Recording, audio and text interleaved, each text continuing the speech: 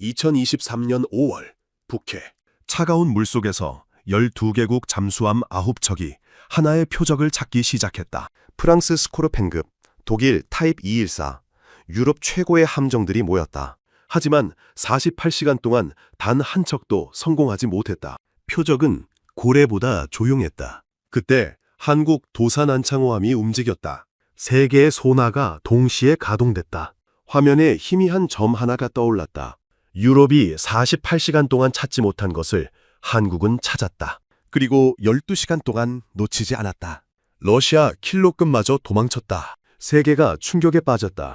이것은 단순한 훈련이 아니었다. 한국 기술이 유럽을 넘어선 순간이었다. 자랑스러운 대한민국의 기록 계속 만나보고 싶으시다면 구독과 좋아요 눌러주시고 댓글에 대한민국 만세로 응원해주세요. 국방연대기 시작합니다. 수심 200m 어둠 속 소나 화면에 희미한 점 하나가 떠올랐다. 김준혁 중위는 숨을 죽이고 화면을 응시했다. 북해 수중, 수온 4도. 함 내부는 냉장고처럼 차가웠다. 2023년 5월 노르웨이 해역에서 열린 나토 파트너십 다국적 대잠훈련 3일차였다. 참가국 12개국, 잠수함 9척. 그중 프랑스 스코르펜급과 독일 타입 214 두 척이 가장 위협적이었다. 이 훈련은 북유럽 국가들이 러시아 잠수함 위협에 대비하기 위해 매년 실시하는 훈련이었다. 올해는 특별히 한국이 초청됐다. 도산안창호함이 2021년 실전 배치된 이후 첫 나토 파트너십 훈련 참가였다. 훈련 시작 전날 프랑스 함장은 환영 만찬에서 자신감을 드러냈다. 스코르펜급은 지난 15년간 12개국에 수출된 검증된 함정이라고 했다. 독일 함장도 마찬가지였다. 타입 114는 세계에서 가장 조용한 재래식 잠수함이라는 평가를 받고 있었다. 훈련 시나리오는 단순했다. 수중 표적 하나를 먼저 탐지하고 추적하는 함정이 승리한다. 하지만 48시간 동안 9척 중 단 한 척도 표적을 포착하지 못했다. 노르웨이 해군이 투입한 표적 잠수함은 최신의 AIP 시스템을 장착한 괴물이었다. 소음이 고래보다 조용했다. 프랑스 함정이 가장 먼저 도전했다. 24시간 동안 해역을 샅샅이 뒤졌다. 액티브 소나까지 동원했지만 허사였다. 독일 함정은 패시브 소나의 달인이었다. 12시간 동안 한 자리에 떠서 모든 소리를 들었다. 역시 실패였다. 미국 관측관이 노르웨이 제독에게 표적 난이도를 낮추자고 제안했다. 노르웨이 제독은 거절했다. 실전은 더 어렵다는 이유였다. 김준혁 중위가 헤드셋을 조정했다. 소나 신호가 다시 한번 깜빡였다. 1.2 해리 전방, 방위 045도. 확실했다. 함장님, 표적입니다. 이상훈 함장이 소나실로 다가왔다. 화면을 들여다봤다. 김준혁 중위는 지난 8시간 동안 이 신호를 놓치지 않으려 눈을 깜빡이지도 않았다. 프랑스 함정은 6시간 전 이 해역을 정밀 탐색했지만 아무것도 찾지 못했다. 독일 함정은 3시간 전 같은 방위를 스캔했으나 역시 실패했다. 도산안창호함만이 이 신호를 잡고 있었다. 함교에서 무전이 들렸다. 프랑스 함장의 음성이었다. 모든 함정 48시간 탐색 종료. 표적 미포착. 훈련 재설정 제한한가. 노르웨이 훈련 감독관이 답했다. 동의합니다. 표적 난이도가 과도했습니다. 이상훈 함장이 김준혁 중위를 쳐다봤다. 김준혁 중위는 화면에서 눈을 떼지 않았다. 신호는 여전히 살아있었다. 초속 팔로트로 북동쪽으로 이동 중이었다. 이상훈 함장이 입을 열었다. 계속 추적합니다. 무전기를 켰다. 훈련 감독관입니다. 도산안창호함입니다. 표적 포착했습니다. 추적 계속하겠습니다. 5초간 정적이 흘렀다. 그리고 프랑스 함장의 음성이 들렸다. 불가능합니다. 우리도 같은 해역 탐색했습니다. 독일 함장도 끼어들었다. 우리 타입 224 소나로도 못 잡았습니다. 재확인 바랍니다. 이상훈 함장은 대답하지 않았다. 김준혁 중위에게 고개를 끄덕였다. 추적이 시작됐다. 도산안창호함이 조용히 방향을 틀었다. 함 내부 모든 불필요한 장비가 꺼졌다. 승조원 87명이 숨을 죽였다. 북해 차가운 물속으로 3,000톤짜리 철덩어리가 미끄러져 들어갔다. 화면 속 점은 여전히 거기 있었다. 1해리, 0.9해리, 0.8해리. 거리가 좁혀지고 있었다. 훈련 관측선 위에서 12개국 해군 무관들이 상황판을 지켜보고 있었다. 한국 함정 하나만이 움직이고 있었다. 나머지는 모두 정지해 있었다. 미국 해군 대령 한 명이 노르웨이 제독에게 물었다. 저 함정 정말 표적을 잡은 겁니까? 모르겠습니다. 48시간 동안 아무도 못 잡았는데요. 프랑스 무관이 팔짱을 꼈다. 스코르펜급도 못 잡았습니다. 한국 함정이 잡았다는 건 말을 잇지 못했다. 상황판에서 도산 안창호함과 표적 사이 거리가 0.5해리로 좁혀졌다. 독일 무관이 동료에게 속삭았다. 우리 타입 214도 실패했는데 저들은 뭔가 다른 시스템을 쓰는 게 분명하다는 말이었다. 관측선 상황실이 긴장으로 가득 찼다. 프랑스 스코르펜급 함장은 자국 무관에게 무전을 보냈다. 같은 해역을 2번이나 탐색했지만 신호 하나 잡지 못했다는 보고였다. 독일 타입 214 함장도 마찬가지였다. 6시간 동안 최신 소나 시스템으로 해역을 훑었지만 아무것도 없었다. 그런데 한국 함정만 신호를 잡았다. 관측선에 영국 무관이 노트에 뭔가를 적었다. 한국 함정의 소나 시스템에 대한 메모였다. 일본 무관도 똑같이 메모하고 있었다. 도사는 안창호함 함교에서는 이미 모든 준비가 끝나 있었다. 어뢰관 충진 완료, 사격 통제 시스템 온라인, 표적 데이터 입력 완료. 훈련이었지만 실전과 똑같은 절차였다. 김준혁 중위의 화면에서 표적이 갑자기 속도를 높였다. 12노트로 가속했다. 도망치기 시작한 것이다. 이상훈 함장이 명령을 내렸다.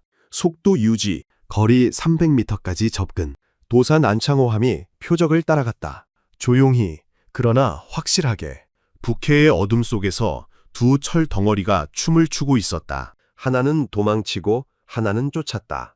관측선 레이더에는 두 점만 표시되고 있었다. 하나는 빨간색, 표적, 하나는 파란색, 도산 안창호함이. 다른 8척은 모두 회색으로 정지해 있었다. 북해는 세계에서 가장 까다로운 대잠 훈련장이었다. 수심이 얕고 해류가 복잡했다. 염분 농도가 불규칙해서 소나 신호가 휘어졌다. 여름에도 수온이 4도를 넘지 않았다. 차가운 물은 소리를 더 멀리 전달했지만 동시에 잡음도 증폭시켰다. 해저에는 2차 대전 때 침몰한 선박 잔해들이 흩어져 있었다. 소나 신호가 이 잔해들에 반사되면서 거짓 표적을 만들어냈다. 2023년 5월 12일 이 악조건 속에서 나토 파트너십 훈련이 시작됐다.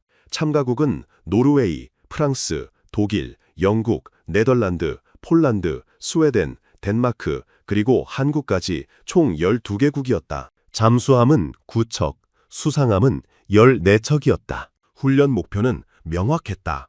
러시아 최신의 잠수함이 북해를 통과할 경우 이를 탐지하고 추적하는 능력을 검증하는 것이었다. 도산 안창호함은 이 훈련에 참가한 유일한 아시아 함정이었다. 2021년 8월 실전 배치된 대한민국 최초의 3,000톤급 잠수함이었다. 전장 83.3m, 폭 9.6m, 수중 배수량 3,358톤. 승조원 50명이 정원이었지만 이번 훈련에는 관측요원 37명이 추가로 탑승했다. 함의 핵심은 독일제 AIP 시스템이었다. 공기분류 추진 시스템은 잠수함이 수면 위로 올라오지 않고도 2주 이상 잠항할 수 있게 했다. 디젤 엔진과 달리 소음이 거의 없었다. 하지만 도산안창호함의 진짜 무기는 소나였다. 한국이 독자 개발한 통합 소나 시스템이 장착돼 있었다. 플랭크 어레이 소나, 선수 소나, 예인 소나가 하나로 연결됐다. 세 개의 귀가 동시에 듣는 구조였다. 이 시스템은 한국방위사업청이 8년간 개발한 결과물이었다. 개발비만 1,200억 원이 투입됐다. 프랑스 스코르펜급은 12개국에 수출된 베스트셀러였다.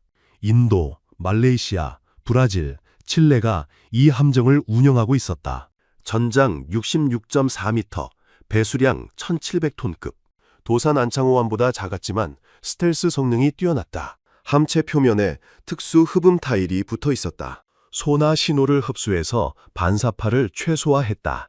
프랑스 해군은 이 함정으로 지중해에서 나토 훈련 3년 연속 1위를 차지했다. 독일 타입 214는 기술의 결정체였다. 세계 최초로 연료전지 AIP를 실용화한 함정이었다. 수소와 산소를 결합해 전기를 만들었다. 부산물은 물뿐이었다. 소음이 배경 소음보다 낮았다. 유령 같은 함정이라는 별명이 붙었다. 그리스, 터키, 한국도 이 기술을 도입했다. 독일 해군은 이 함정의 소나 성능을 자랑스러워했다. 발트해에서 러시아 잠수함을 17차례 포착한 기록이 있었다. 이 두 함정이 48시간 동안 표적을 찾지 못했다. 관측선 상황실에서는 이미 훈련 종료 분위기였다. 노르웨이 훈련 감독관이 차를 마시며 보고서를 작성하고 있었다. 표적 난이도 재조정 필요하다는 내용이었다. 프랑스 무관이 창밖을 내다봤다. 북해 수평선이 회색빛이었다. 5월인데도 바람이 차가웠다. 우리 스코르펜급이 못 잡으면 아무도 못 잡습니다. 독일 무관이 고개를 끄덕였다. 타입 214도 마찬가지입니다. 표적이 너무 조용해요. 그때 상황판에서 경보음이 울렸다. 한국 함정이 움직이기 시작했다. 도산한 창호함이 표적을 향해 접근하고 있었다. 노르웨이 감독관이 자리에서 일어났다. 미국 대령이 상황판 앞으로 다가왔다. 영국 무관이 쌍안경을 집어들었다. 일본 무관은 노트북을 열어 기록을 시작했다. 12개국 무관 32명이 모두 상황판을 응시했다. 파란색 점 하나가 빨간색 점을 향해 움직이고 있었다. 거리가 점점 좁혀졌다. 0.5해리, 0.4해리, 0.3해리. 프랑스 무관이 동료에게 속삭였다. 저 거리에서 표적을 포착했다는 건 소나 성능이 우리보다 최소 2배는 좋다는 뜻이라고. 독일 무관은 고개를 저었다. 불가능하다고 했다. 타입 214 소나는 세계 최고 수준인데 그보다 좋을 수 없다고. 영국 무관이 끼어들었다. 아니면 운이 좋거나. 하지만 아무도 그 말을 믿지 않았다. 운으로 48시간 동안 9척이 실패한 임무를 성공할 수는 없었다. 네덜란드 무관이 프랑스 무관에게 물었다. 한국 함정 소나 스펙을 아느냐노. 프랑스 무관은 모른다고 답했다. 공개된 자료가 거의 없었다. 도산 안창호함 함교에서는 긴장감이 최고조에 달했다. 이상훈 함장이 잠만경 깊이까지 함을 올렸다. 수심 15m. 파도가 함체를 흔들었다. 김준혁 중위는 여전히 소나 화면에서 눈을 떼지 않았다. 표적은 여전히 거기 있었다. 도망치려고 속도를 높였지만 소용없었다. 도산 안창호함은 표적을 놓치지 않았다. 함 내부에서 금속 삐걱거리는 소리가 들렸다. 압력 변화 때문이었다. 승조원들은 모두 자리를 지키고 있었다. 어뢰장 전수, 기관사, 통신사, 조타수 87명 전원이 임무에 집중했다. 관측선에서 노르웨이 제독이 무전기를 들었다. 도산 안창호함 현재 상황 보고하십시오. 이상훈 함장이 답했다. 표적과 거리 250m. 추적 계속 중입니다. 정적이 흘렀다. 250m는 어뢰 사거리였다. 실전이었다면 이미 승부가 났다. 프랑스 무관이 의자에 주저앉았다. 독일 무관은 팔짱을 풀지 못했다. 미국 대령이 노르웨이 제독에게 물었다. 확인됐습니까? 정말 표적을 잡은 겁니까? 확인 중입니다. 하지만 상황판은 거짓말을 하지 않았다. 두 점 사이 거리가 200m로 줄어들었다. 일본 무관이 메모를 멈추지 않았다. 한국 잠수함 소나 성능, 추적 능력, 운용 방식 모든 것을 기록했다. 표적이 급격히 방향을 틀었다. 김준혁 중위위의 소나 화면에서 빨간 점이 왼쪽으로 90도 회전했다. 그리고 속도를 20노트까지 올렸다. 수심도 300m로 내려갔다. 본격적인 회피 기동이었다. 북해 2구역은 해저 지형이 복잡했다. 빙하기 때 형성된 해저 협곡이 있었다. 깊이 400m, 폭 50m. 협곡 안으로 들어가면 소나 신호가 난반사됐다. 표적은 정확히 그곳으로 향하고 있었다. 이상훈 함장이 명령을 내렸다. 좌현 20도, 속도 18노트. 표적 따라가십시오. 도산 안창호함이 방향을 틀었다. 함체가 기울었다. 승조원들이 손잡이를 붙잡았다. 김준혁 중위는 화면을 응시했다. 표적이 협곡 입구에 진입했다. 신호가 흐려지기 시작했다. 예상했던 일이었다. 하지만 도산 안창호함의 통합 소나는 세 방향에서 동시에 신호를 잡았다. 선수 소나는 정면을, 플랭크 어레이는 측면을, 예인 소나는 후방을 감시했다. 표적이 협곡 벽에서 반사된 신호까지 모두 수집했다. 컴퓨터가 이 신호들을 합성했다. 흐릿했던 표적이 다시 선명해졌다. 이 통합 소나 시스템은 한국이 10년간 독자 개발한 결과물이었다. 프랑스 탈레스 시스템은 단일 방향 소나였다. 독일 아틀라스 시스템도 이중 구조까지만 구현했다. 삼중 통합 구조는 도산한 창호가 세계 최초였다. 관측선 상황실에서는 숨소리조차 들리지 않았다. 프랑스 무관이 상황판을 뚫어지게 쳐다봤다. 스코르펜급은 6시간 전 같은 해역을 탐색했다. 아무것도 발견하지 못했다. 협곡 지형 때문에 소나가 무용지물이었다. 독일 타입 214도 마찬가지였다. 첨단 소나 시스템도 이 해저 지형 앞에서는 속수무책이었다. 그런데 한국 함정은 표적을 놓치지 않았다. 거리가 150m까지 좁혀졌다. 독일 무관이 동료에게 속삭였다. 저 소나 시스템 우리가 개발하는데 12년 걸린 기술인데 한국은 어떻게 만들었을까? 프랑스 무관이 고개를 저었다. 우리 탈레스 시스템도 저런 환경에서는 표적을 못 잡는다고. 미국 대령이 노트북을 꺼냈다. 한국 방산 수출 자료를 검색하기 시작했다. 도산한 창호함 기술이 수출되면 동남아 잠수함 시장 판도가 바뀔 것 같았다. 노르웨이 제독이 무전기를 들었다. 프랑스 함정, 독일 함정, 같은 해역 재탐색 시도하십시오. 프랑스 함장이 답했다. 스코르펜급 이해했습니다. 독일 함장도 응답했다. 타입 214 재탐색 시작합니다. 두 함정이 움직이기 시작했다. 상황판에 회색이었던 점 2개가 녹색으로 바뀌었다. 프랑스 스코르펜급이 협곡 북쪽에서 진입했다. 액티브 소나를 가동했다. 핑 하는 소리가 물속으로 퍼져나갔다. 10초 후 반향이 돌아왔다. 하지만 표적은 없었다. 협곡 벽에서 반사된 신호만 가득했다. 프랑스 함장이 소나 출력을 최대로 올렸다. 두 번째 핑을 보냈다. 역시 허사였다. 신호가 협곡 안에서 난반사되면서 메아리만 만들었다. 독일 타입 214는 패시브 소나로 접근했다. 소리를 내지 않고 듣기만 했다. 30분간 한자리에 떠 있었다. 역시 아무것도 들리지 않았다.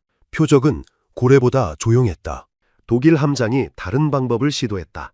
함을 천천히 이동시키며 다양한 각도에서 청취했다. 협곡 입구, 중간, 출구.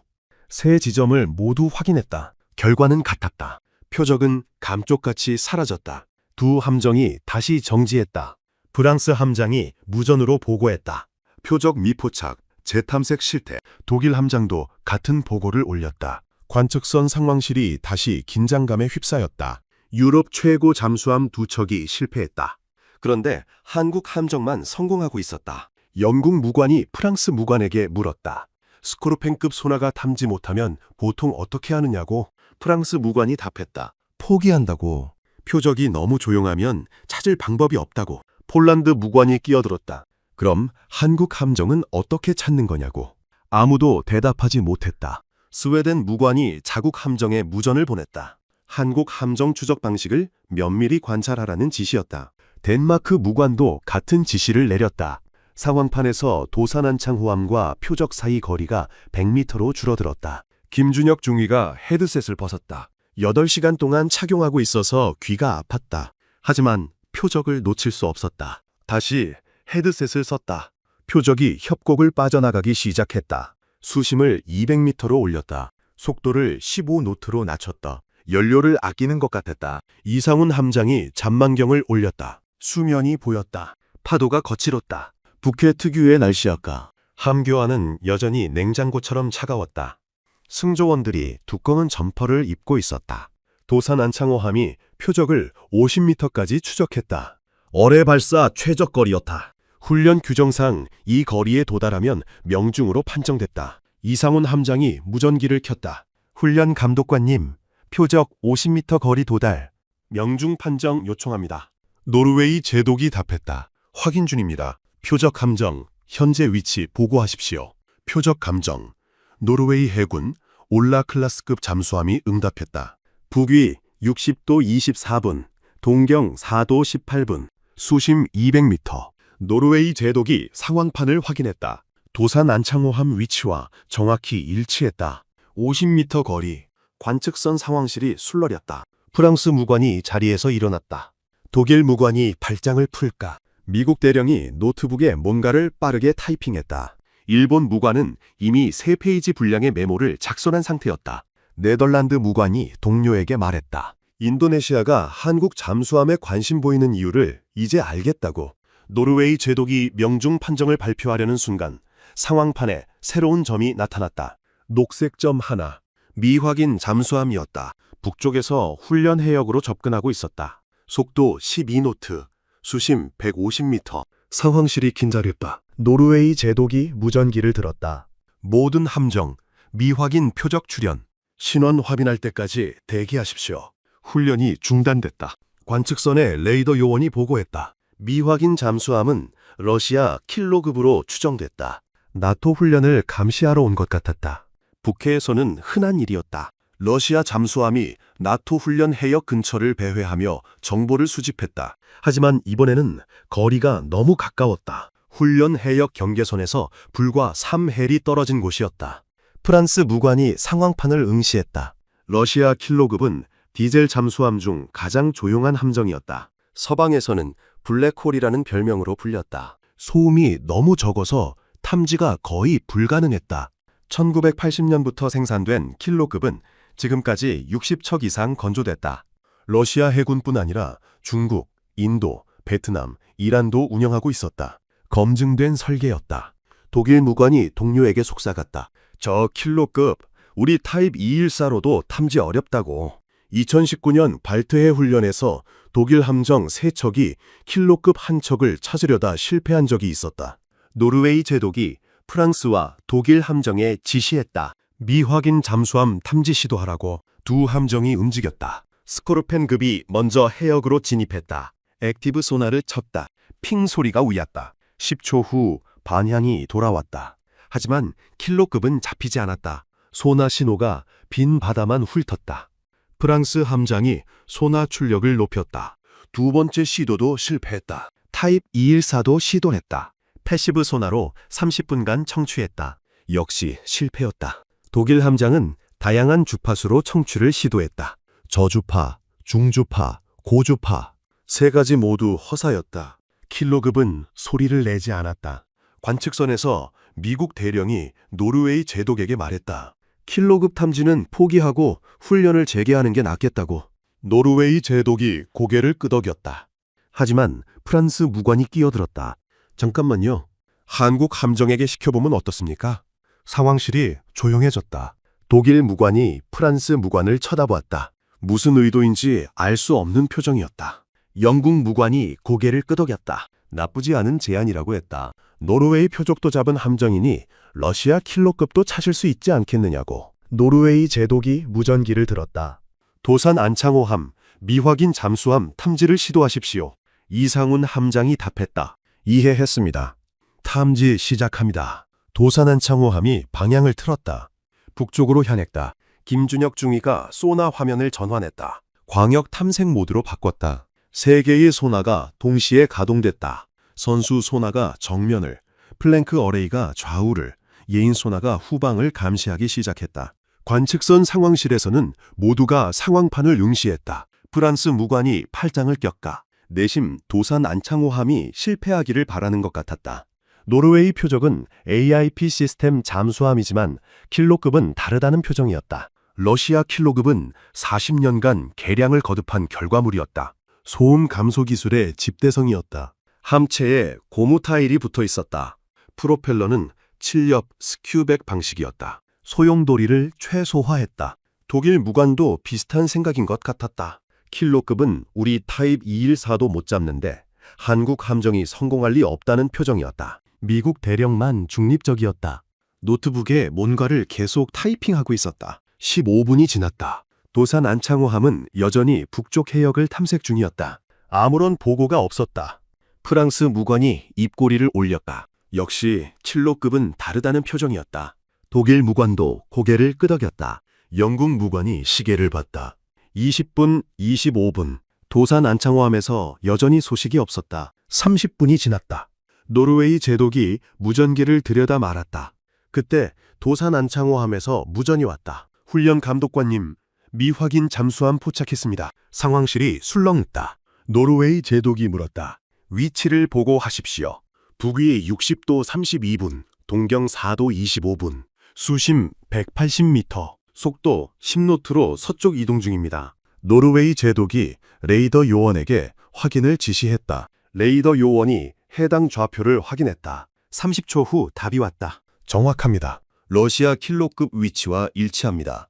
프랑스 무관의 얼굴이 굳었다. 독일 무관은 팔짱을 풀었다. 미국 대령이 타이핑 속도를 높였다. 영국 무관이 노트에 뭔가를 적었다. 일본 무관은 이미 5페이지를 넘겼다. 폴란드 무관이 동료에게 말했다. 48시간 동안 구척이 못 찾은 표적을 찾더니 이제는 킬로급까지 잡는다고. 스웨덴 무관이 답했다. 저 소나 시스템, 우리가 10년 동안 개발 시도했지만 실패한 기술이라고. 네덜란드 무관이 상황판을 뚫어지게 쳐다봤다. 인도네시아가 프랑스 스코르펜급 대신 한국 잠수함을 검토 중이라는 소문이 사실인 것 같았다. 덴마크 무관이 자국 해군에 긴급 보고를 준비했다. 한국 잠수함 기술 수준을 재평가해야 한다는 내용이었다.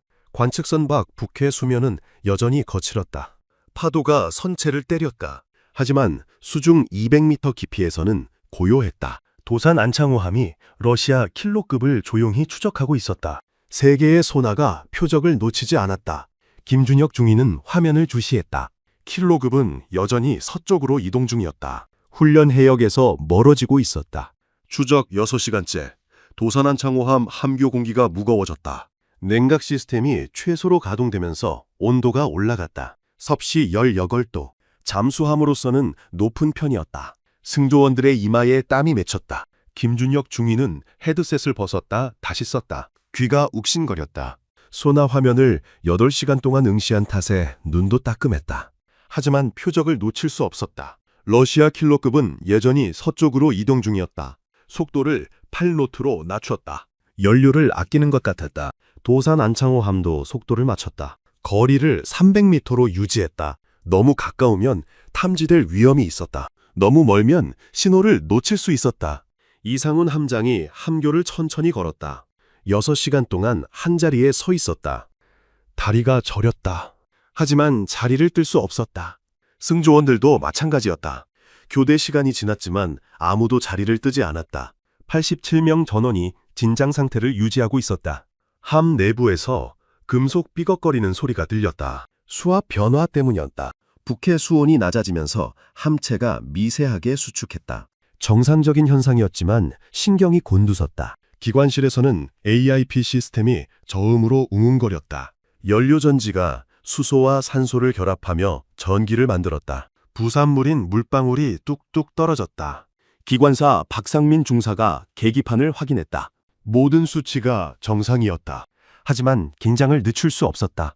AIP 시스템 하나라도 고장나면 함은 떠오를 수밖에 없었다. 그럼 추적은 끝이었다. 소나실에서 김준혁 중위가 화면을 응시했다. 킬로급 신호가 갑자기 약해졌다. 함이 해저 온도층 아래로 잠수한 것 같았다.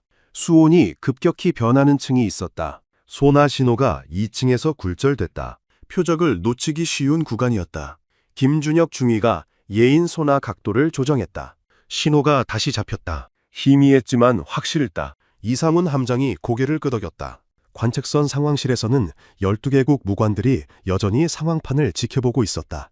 6시간째였다. 프랑스 무관이 자리에 앉았다. 독일 무관도 의자를 끌어당겼다. 하지만 아무도 자리를 떠나지 않았다. 상황판에서 파란색 점과 녹색 점이 나란히 움직이고 있었다. 미국 대령이 커피를 마셨다. 6번째 커피였다.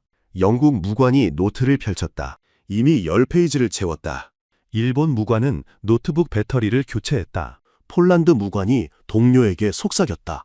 6시간 동안 킬로급을 놓치지 않는다는 게 가능하냐고. 동료가 답했다. 우리 잠수함은 3시간이 한계라고. 스웨덴 무관이 끼어들었다. 우리도 마찬가지라고. 장시간 추적은 승조원 체력이 견디지 못한다고. 네덜란드 무관이 상황판을 뚫어지게 쳐다봤다. 한국 잠수함은 다른 것 같다고 말했다. 덴마크 무관이 고개를 끄덕였다. 저 소나 시스템 자동 추적 기능이 있는 게 분명하다고. 도산 안창호함 식당에서는 비상식이 준비됐다. 컵라면과 삼각김밥. 승조원들이 교대로 내려와 빠르게 먹었다. 5분 안에 먹고 올라갔다. 화장실도 마찬가지였다. 최소 시간만 사용했다. 함 전체가 하나의 유기체처럼 움직였다. 김준혁 중위가 물을 마셨다. 입이 바짝 말랐다. 긴장 때문이었다. 손도 떨렸다. 8시간 동안 소나 화면만 봤다. 눈앞이 흐릿했다. 하지만 표적은 여전히 거기 있었다. 놓칠 수 없었다. 킬로급이 또 방향을 틀었다. 남서쪽으로 향했다. 수심을 250m로 내렸다. 도산 안창호함이 따라갔다. 함체가 압력을 받으며 삐걱거렸다. 정상이었다. 하지만 소리 하나하나가 신경을 긁었다. 이상훈 함장이 시계를 봤다. 7시간째였다. 승조원 교대 시간이 한참 지났다. 하지만 아무도 움직이지 않았다. 모두가 자리를 지키고 있었다. 북해 수중은 어두웠다. 햇빛이 닿지 않는 깊이였다. 잔망경도 무용지물이었다. 오직 소나만이 세상을 보여줬다. 김준혁 중위위의 화면에서 킬로급 신호가 다시 약해졌다. 해저 지형대문이었다. 모래의 언덕이 있었다. 신호가 언덕에 흡수됐다. 김준혁 중위가 소나 출력을 높였다. 신호가 다시 잡혔다. 거리 280m. 여전히 추적 범위 아니었다. 하지만 한계에 가까웠다. 관측선에서 노르웨이 제독이 무전기를 들었다. 도산 안창호함, 추적 7시간 경과. 상태 보고하십시오. 이상훈 함장이 답했다. 모든 시스템 정상. 추적 계속 가능합니다. 노르웨이 제독이 고개를 끄덕였다. 프랑스 무관이 입을 다물지 못했다. 독일 무관도 마찬가지였다. 7시간 연속 추적. 유럽 어떤 잠수함도 해본 적 없는 기록이었다. 미국 대령이 노트북에 타이핑했다. 한국 잠수함 지구력, 승조원 훈련 수준, 시스템 안정성, 모든 것이 예상을 뛰어넘었다. 도산 안창호함 함교에서 이상훈 함장이 승조원들을 쳐다봤다. 모두가 땀을 흘리고 있었다. 지쳐 보였다. 하지만 아무도 포기하지 않았다. 87명 전원이 임무에 집중하고 있었다. 북해 어둠 속에서 추적은 계속됐다. 8시간째 킬로급이 멈췄다. 김준혁 중위위의 소나 화면에서 녹색 점이 정지했다. 수심 300m, 속도 0노트. 완전히 멈춘 것이었다. 이상훈 함장이 소나실로 다가왔다. 화면을 들여다봤다. 킬로급은 움직이지 않았다. 5분, 10분, 15분. 여전히 정지 상태였다. 이상훈 함장이 김준혁 중위에게 물었다. 함정 상태는 어떻습니까? 정상입니다. 기관 소음도 들립니다. 정지 중이지만 가동 중입니다. 이상훈 함장이 고개를 끄덕였다. 킬로급이 의도적으로 멈춘 것이었다. 이유는 하나였다. 추적자를 확인하려는 것이었다. 도산 안창호함도 멈췄다. 거리 280m를 유지했다. 함 내부 모든 소음이 차단됐다. 승조원들이 숨을 죽였다. AIP 시스템만 저음으로 웅웅거렸다. 북해 수중 300m 깊이에서 두 철덩어리가 대치했다. 하나는 러시아 킬로급 1950톤, 하나는 한국 도산 안창호함 3358톤. 정적이 흘렀다. 김준혁 중위가 헤드셋으로 미세한 소리를 들었다. 킬로급에서 나는 기계음이었다. 무언가 작동하는 소리.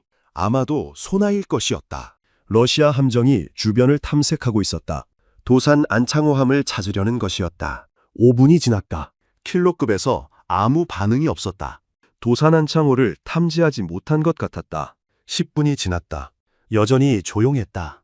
김준혁 중위가 이상훈 함장을 쳐다봤다. 이상훈 함장이 고개를 저었다. 기다리라는 신호였다. 15분째 킬로급이 다시 움직이기 시작했다. 속도를 12노트로 올렸다. 방향도 바꿨다. 북동쪽으로 향했다. 급격한 변화였다. 도산 안창호함이 따라갔다. 하지만 킬로급은 멈추지 않았다. 속도를 15노트까지 높였다. 수심도 200m로 올렸다. 완전히 다른 패턴이었다. 이상훈 함장이 상황을 파악했다. 킬로급이 추적자를 떨쳐내려는 것이었다. 도산 안창호함을 탐지하지는 못했지만 누군가 따라오고 있다는 걸 눈치챈 것 같았다. 관측선 상황실에서는 긴장감이 최고조에 달했다. 상황판에서 두 점이 빠르게 움직였다. 녹색 점이 도망치고 파란색 점이 쫓아갔다. 프랑스 무관이 자리에서 일어났다. 킬로급이 도망친다는 건 한국 함정을 의식한다는 뜻이었다. 독일 무관이 동료에게 속삭였다. 8시간 추적당한 걸 이제야 눈치챘다는 거냐고. 동료가 답했다. 도산 안창호함 소음이 너무 적어서 탐지 못했던 것 같다고. 영국 무관이 노트에 적었다. 한국 잠수함 스텔스 성능 예상보다 훨씬 우수. 미국 대령이 노트북에 타이핑했다. 킬로급 소나로도 탐지 못하는 함정. 러시아도 놀랄만한 기술. 킬로급이 또 방향을 틀었다. 서쪽으로 향했다. 속도를 18노트까지 올렸다. 최고 속도에 가까웠다. 필사적으로 도망치는 것 같았다. 도산 안창호함도 속도를 높였다. 16노트. 소음이 증가했다. 하지만 여전히 킬로급보다 조용했다. 김준혁 중위의 화면에서 표적이 지그재그로 움직였다. 회피 기동이었다. 왼쪽으로 틀었다가 오른쪽으로 틀었다. 수심도 올렸다 내렸다. 150m에서 350m까지. 하지만 도산 안창호함은 놓치지 않았다. 세 개의 소나가 표적을 잡고 있었다. 선수 소나가 정면을, 플랭크 어레이가 측면을, 예인 소나가 후방을 감시했다. 킬로급이 어디로 가든 신호는 사라지지 않았다. 이상훈 함장이 함교를 천천히 걸었다. 9시간째였다. 다리가 저렸다. 하지만 긴장을 늦출 수 없었다. 승조원들도 마찬가지였다. 87명 전원이 자리를 지키고 있었다. 교대 시간이 2번이나 지났지만 아무도 움직이지 않았다. 킬로급이 속도를 20노트까지 올렸다.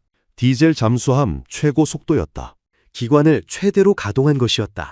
소음이 증가했다. 김준혁 중위의 헤드셋으로 프로펠러 소리가 크게 들렸다. 7엽 스큐백 프로펠러가 물을 휘저었다. 이상훈 함장이 명령을 내렸다. 속도 18노트 유지. 거리 400m까지 벌려도 괜찮습니다.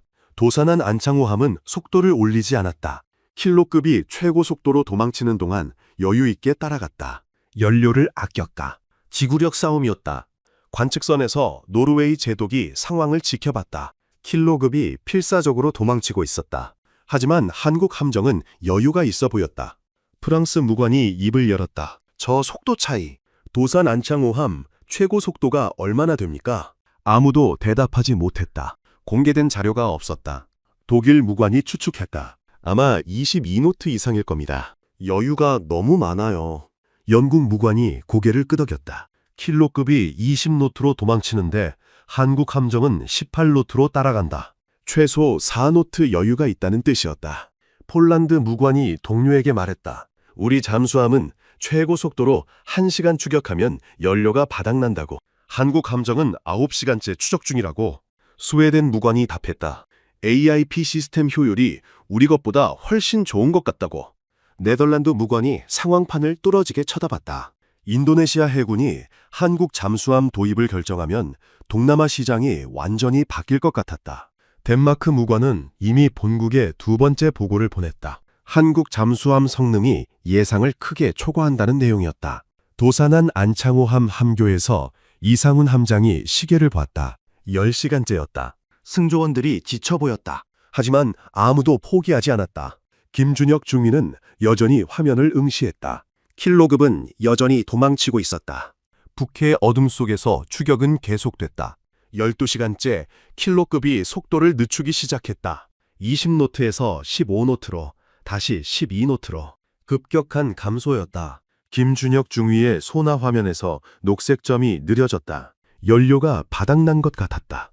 디젤 잠수함은 최고 속도로 오래 달릴 수 없었다. 킬로급이 수면으로 올라가기 시작했다. 수심 300m에서 200m로, 다시 100m로.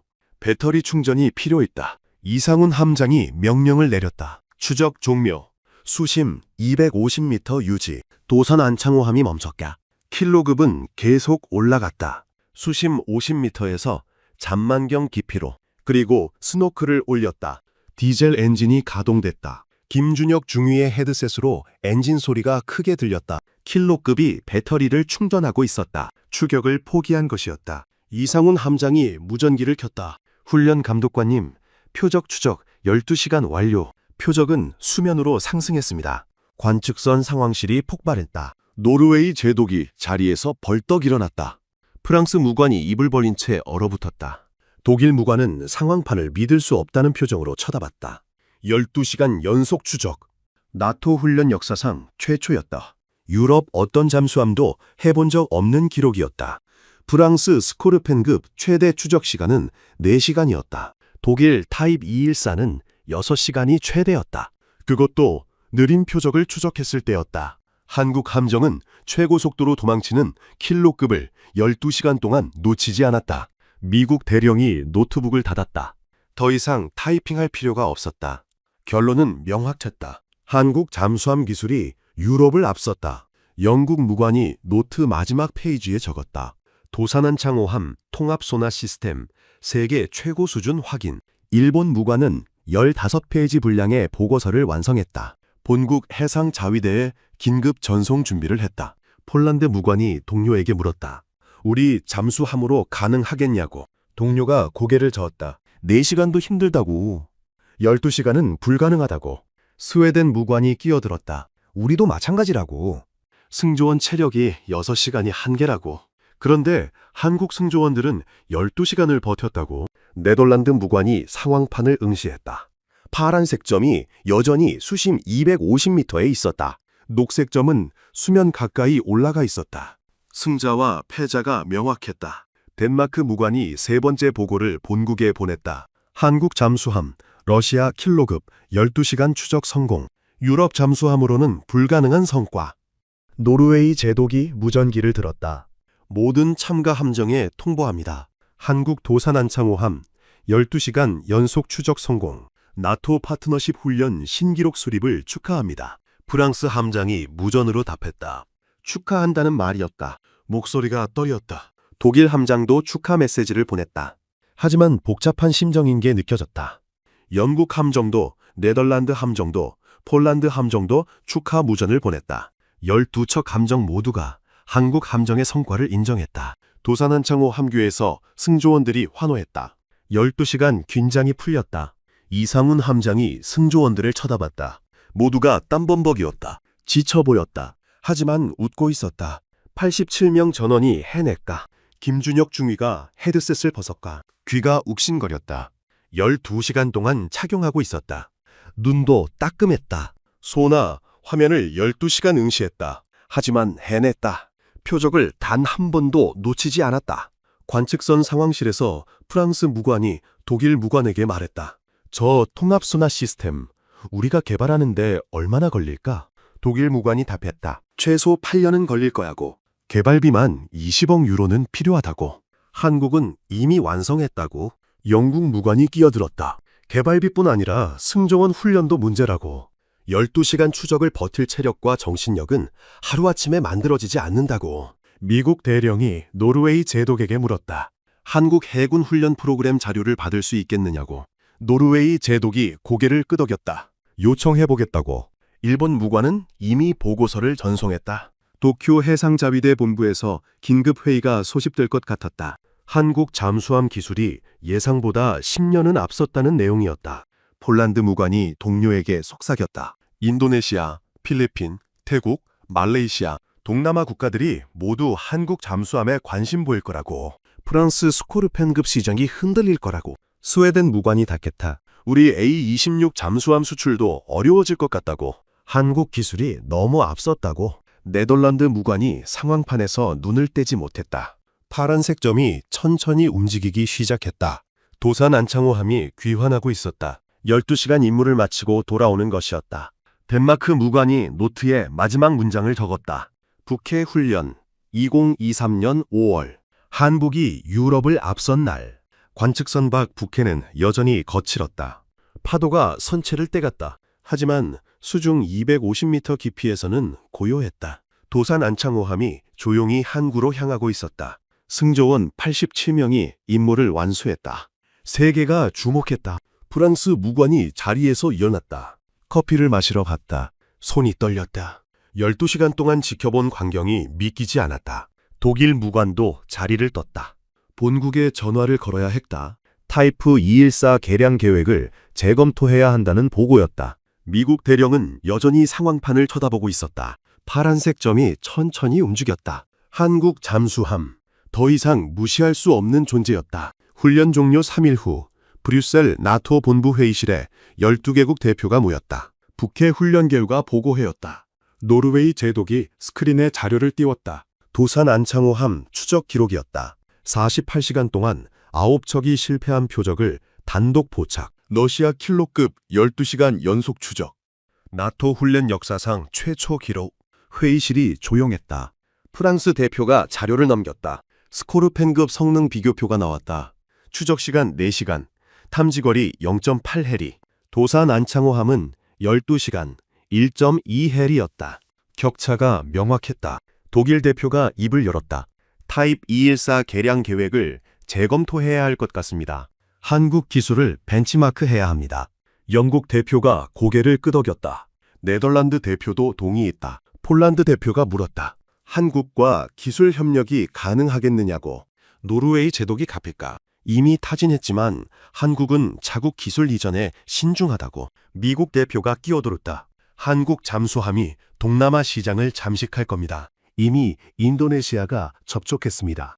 회의실이 술렁였다. 인도네시아는 프랑스 스코르펜급 도입을 검토 중이었다. 삼척, 약 25억 달러 규모였다. 하지만 북해 훈련 결과를 보고 태도가 바뀌었다. 한국 측과 협상을 시작했다. 프랑스 대표가 자료를 덮었다. 표정이 어두웠다. 필리핀도 마찬가지였다.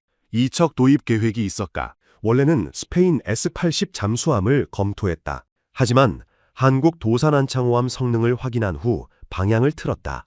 태국, 말레이시아도 한국 잠수함에 관심을 보였다. 동남아 시장 판도가 바뀌고 있었다. 서울 용산구 국방부 건물에서는 다른 회의가 열렸다. 방위사업청장이 보고를 받고 있었다. 인도네시아 3척, 필리핀 2척, 태국 2척, 총 7척, 약 6조 원 규모 수출 협상이 진행 중이었다. 북해 훈련 결과가 결정적이었다. 실전 검증된 성능, 유럽 최고 잠수함들과 직접 비교해서 승리. 이보다 좋은 마케팅은 없었다. 방위사업청장이 고개를 끄덕였다. 10년간 개발한 통합 소나 시스템이 빛을 발했다. 개발비 1,200억 원이 아깝지 않았다. 모스크바 러시아 해군 본부에서도 긴급 회의가 열렸다. 킬로급이 12시간 동안 추적당한 사건이었다. 러시아 해군 참모가 보고했다. 한국 잠수함 소나 성능이 예상보다 월등하다고. 킬로급도 탐지하지 못할 정도로 조용하다고. 러시아 제독이 자료를 넘겼다. 한국 방산 수출 현황이 나왔다. K9 자주포, K2 전차, FA-50 전투기. 이제 잠수함까지 추가될 것 같았다. 러시아 제독이 입을 열었다. 한국 무기 체계가 점점 위협적이 되고 있다고. 특히 잠수함 기술은 러시아도 주목해야 한다고.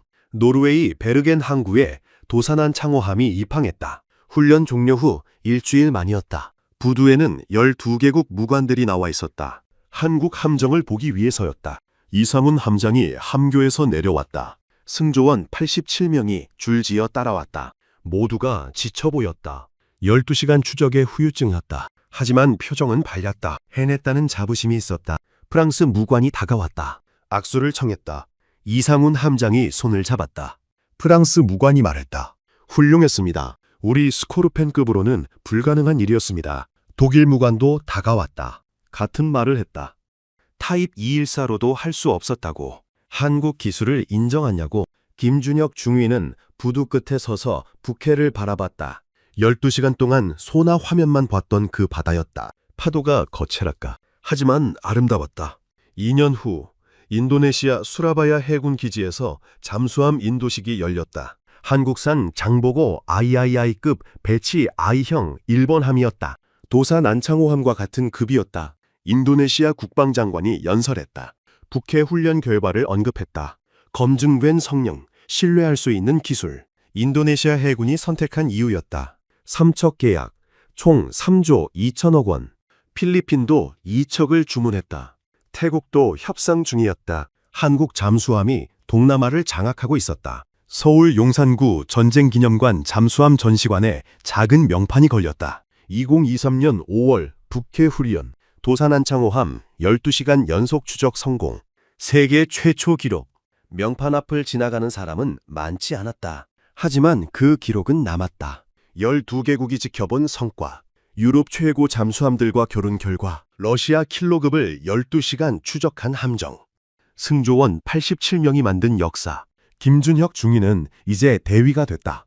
다른 함정에서 복무 중이었다. 가끔 그날을 떠올렸다. 12시간 동안 소나 화면을 응시했던 순간. 표적을 단 한 번도 놓치진 않았던 기억. 세계가 지켜보고 있다는 긴장감. 그리고 해냈다는 성취함. 이상훈 함장은 진급해서 함대 사령부에서 근무했다. 후배들에게 그날 이야기를 들려줬다. 포기하지 않는 것의 중요성. 87명이 하나로 움직였던 순간. 세계 최고를 이긴 가야. 북해는 여전히 거칠었다. 파도가 끝없이 밀려왔다. 하지만 그 차가운 물속 어딘가에 기록이 남아 있었다. 한국 잠수함이 세계 최고임을 증명한 12시간. 역사는 기억한다. 기록해야 할 이유가 있기 때문이다. 오늘 영상이 좋으셨다면 구독과 좋아요, 댓글로 응원해주세요. 끝까지 시청해주셔서 감사합니다.